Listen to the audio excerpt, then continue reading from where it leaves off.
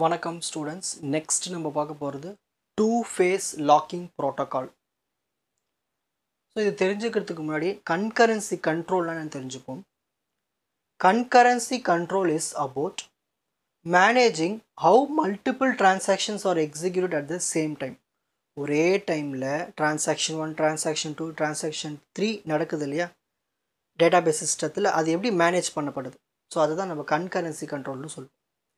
The goal is to make sure that these concurrent transactions don't mess up the data or cause any inconsistencies. இப்போது multiple transaction ஒரே டைமில் நடக்கும்போது டேட்டாக்கு எந்த பிரச்சனை வரக்கூடாது.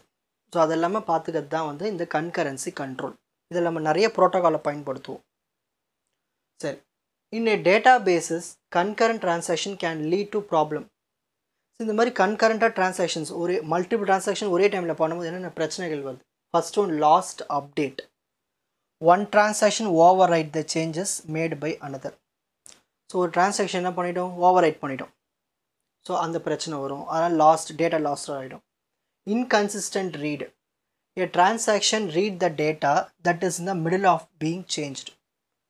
சேஞ்சிங் நடக்கும் போதே, அதாவது இப்போ நம்ம ஒரு பேங்க் அக்கௌண்ட்டில் ஒரு பணம் வந்து சென்ட் ஆகிருக்கு, அது அப்டேட் ஆகிறதுக்கு முன்னாடி சென்ட்ரலே நம்ம ரீட் பண்ணுறது.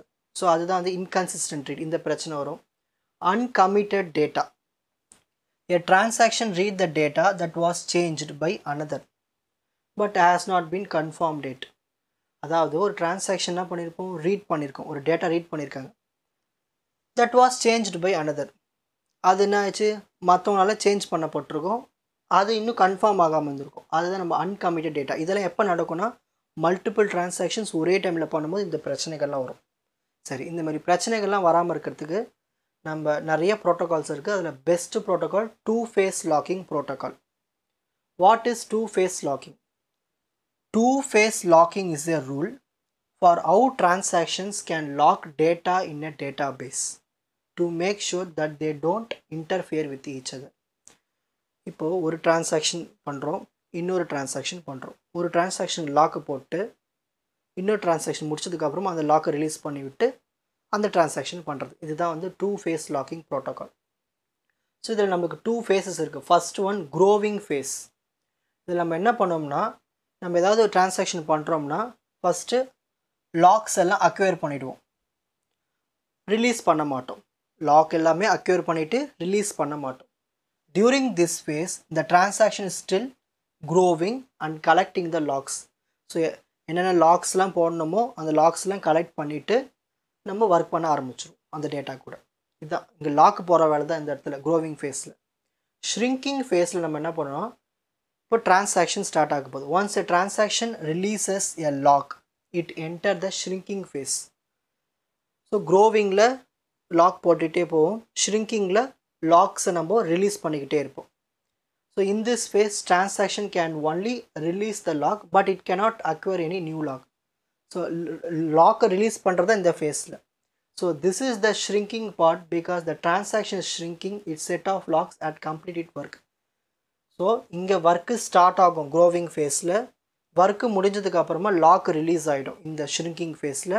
இப்போது அடுத்தடுத்த டிரான்சாக்ஷன்ஸ் நடக்க ஆரம்பிச்சிடும். இதுக்கு ஒரு எக்ஸாம்பிள் பார்க்கலாம். Imagine there are two transactions T1, T2 and they are both working on the data item X.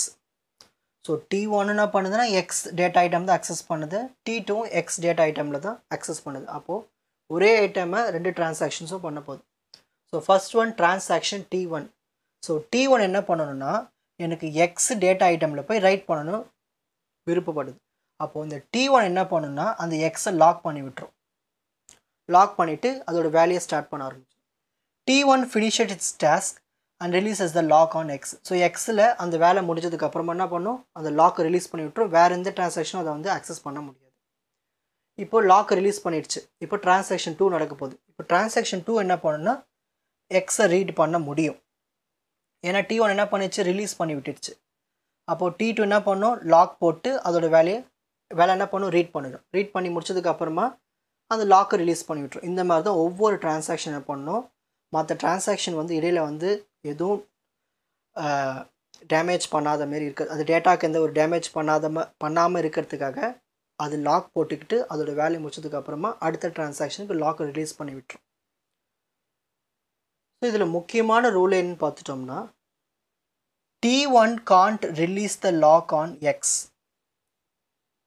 and then later decide it needs to lock something else. Once it starts releasing the locks, it is in the shrinking phase and no new lock can be acquired.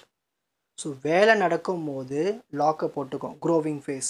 Shrinking face வரும்போது வேலை முடிஞ்சதுக்கப்புறமா அந்த லாக்கை release பண்ணிவிட்டு அதோட வேலையை பார்த்துட்டு போய்ட்டோம். மற்ற டிரான்சாக்ஷன்ஸ் வந்து ஈஸியாக அக்சஸ் பண்ண ஆரம்பிச்சிடுவாங்க. ஆனால் இதுலேயும் சில ட்ராபேக்ஸ்லாம் இருக்குது. டெட்லாக்னு ஒரு concept. Deadlock happens when two transactions are waiting for each other to release lock but neither can proceed. இப்போ டிரான்சாக்ஷன் T1 டிரான்சாக்ஷன் T2 இது ரெண்டும் வெயிட் பண்ணிகிட்டே இருக்கும் லாக் ரிலீஸ் ஆகுமா ஆகிறதுக்கு. ஆனால் அது ஆகியிருக்காது.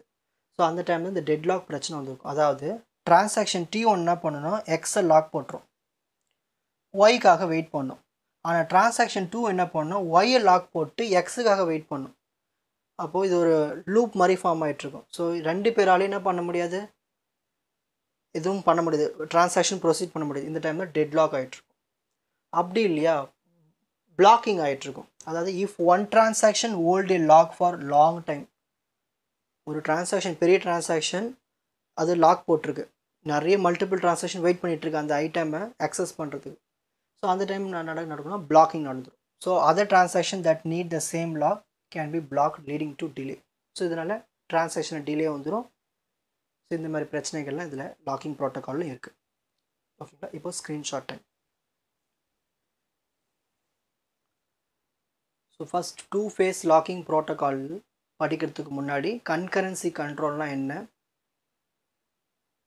அப்புறம் கன்கரன்சி கண்ட்ரோலில் என்னென்ன ப்ராப்ளம்ஸ் வருது, ஸோ டூ ஃபேஸ் லாக்கிங்னா என்ன, அதில் க்ரோவிங் ஃபேஸ்னால் என்ன, ஷ்ரிங்கிங் ஃபேஸ்னால் என்ன, ஸோ அதுக்கு ஒரு எக்ஸாம்பிள்.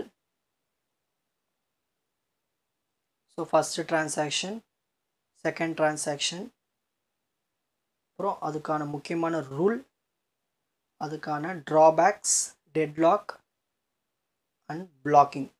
உங்களுக்கு இந்த கண்டென்ட் ஈஸியாக புரிஞ்சிருக்கும்னு நினைக்கிறேன். வாட்ச் அதர் எபிசோட்ஸ் இன் த appropriate playlist. Fuji silver academy strength success directive. வணக்கம்.